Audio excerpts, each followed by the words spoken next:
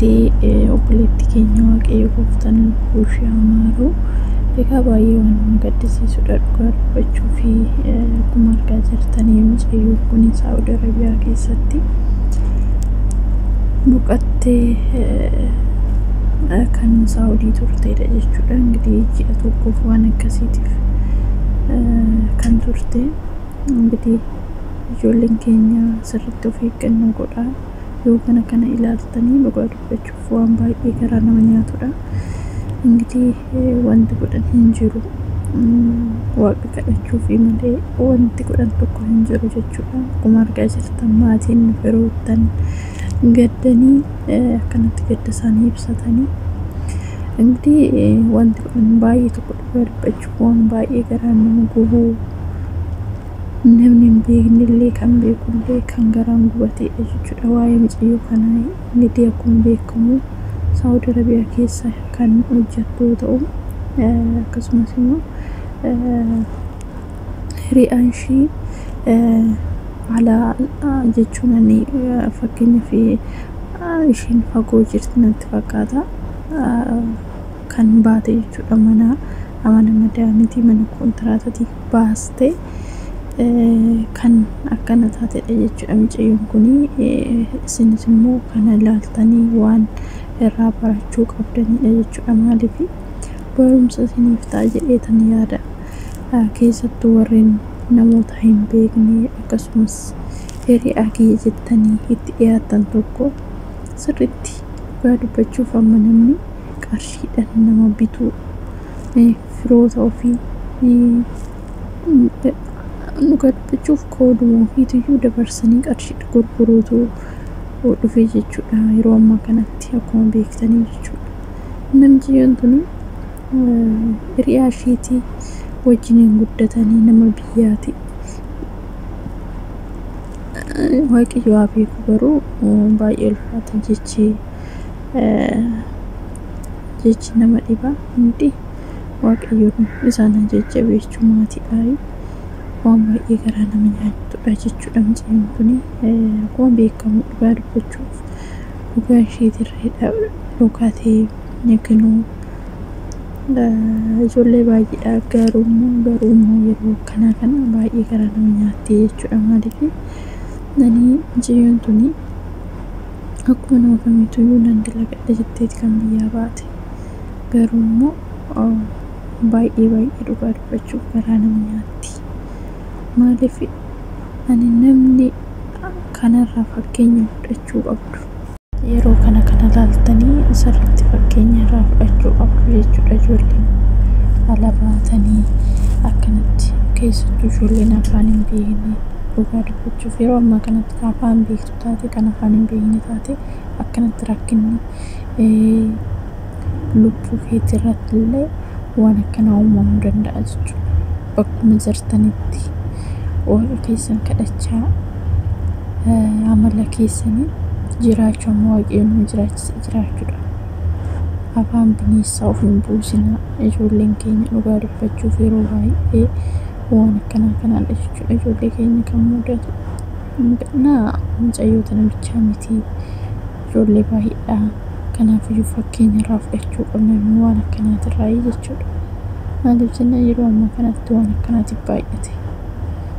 Ingitii dhugaa ishee waaqayyo mul'isu manaayyuu biyya abbaa isheetti galtee biyya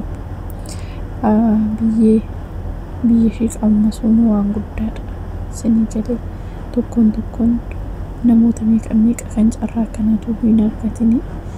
Ingitii anuyyuu gammadee mucayyoo tiyya kan ana biratti naaf iddan qixxee fayyaa argadheetii jedha. Baay'ee waan nama saansachiisudha. Garaa nama nyaata dhugaa dubbachuuf wanti jedhan nama wallaalchisa. Waaqayyo jajjabina isaanii biyyaa kan baay'ee tokko dhugaa dubbachuuf keessaa nama dhukkubsa. Mucayyoo tana nuu galtee inni osoo eegamu fayyaa nuu dhufti jennee osoo eegamu duubarri ilaallu mucayyoo mootummaatiidhaaf hangafaa. Ijoollee akkasumas immoo obboleewwan isaan ishee dhukkubsattoota isaan gargaaraa kan turteedha kan baay'ee nu gargaaraa turteedha jedhanii እንግዲህ maatiin kun dhugaa dubbachuuf hedduu takka garaa nama nyaatu jechuudha እንግዲህ kan jiru maal ta'u kan du'inillee kanaafuu waaqayyo sana jajjabeessuu sana asnaanna'u waan baay'ee garaa nama nyaatudha wanti godhan jiru dhugaa dubbachuuf hedduu takka hedduu waan garaa nama nyaatudha jechuudha waan akkana kana ijoolleen keenya dhugaa dubbachuuf እንግዲህ wanti godhan hin jiru carraan ishee kana ta'eetii jira carraan tokko kanaadha garaatti afoo biyyoo biiti nagaan ba'anii fayyaa baatee reefu galte እንግዲህ wanti godhan tokko hin jiru waaqayyo lubbuu ishee amaaruu waan baay'ee nama gaddisiisudha እንግዲህ keessattuu ijoolleen keenya waan akkana kanarraa of eeggannoo godhaa analatti baatan osoo nama tokkoon qabaatiin osoo isheen nama dhabdee miti እንግዲህ re'aatiyyaa jetteeti እንግዲህ carraa ishee ta'ee kinu karaatti haftee kichuutti cabdee dhugaa dubbachuuf miseentuun ganaa daa'ima baay'eetu jira kanaafuyyuu qarshiidha jedhanii lubbuun nama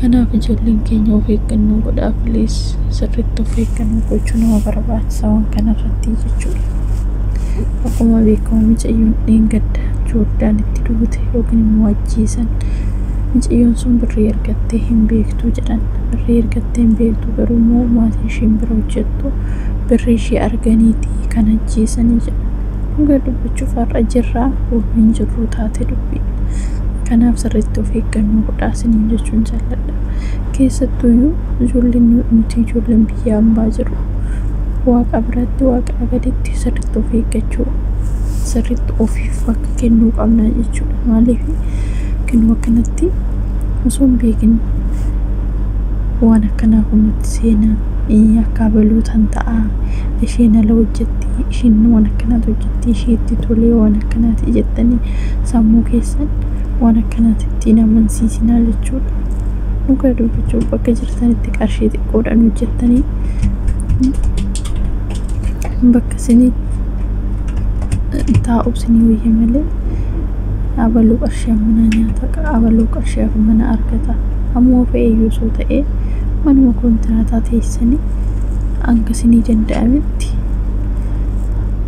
jireenya ammaa jiraataniif dhugaa dubbachuuf kanaafiyyuu sirriitti of eeggannoo gochuun barbaachisaadha of eeggannoo godhaa isiniin jechuun jaalladha obboloota ana waan baay'ee tokko natti dhagahame mucayyoon sun osoo mana isinii ba'uu baatte kanarra hin bootu kanaafuu waan akkanaatirraa barumsa isiniif yaa ta'u ijoolleen baduudhaaf yaaltan yookiin immoo kaatan kana ilaalaa isiniin jechuun jaalladha እንግዲህ obboleettii keenya baay'een duuti garaan taaniin itti dhuftee biraa deemte እንግዲህ kanaafiyyuu hundumti keessan waan akkanaatirraa of qusadhaa isiniin jechuun barbaada asumarraan immoo hundumti keessan kadhannaa keessan keessatti yaadadhaa isiniin jedha wanta godha hin qabanii kanaaf nuufillee dhugaa dubbachuuf ijoollee kaaniif irree barumsa ta'a jechuudha waan akkanaa kuni maaliif mucayyoon tuni akkuma beekamu dhugaa dubbachuuf tarii naa ta'a jetteeti garuu kan balleessaa qabu malee kan baastedha jechuudha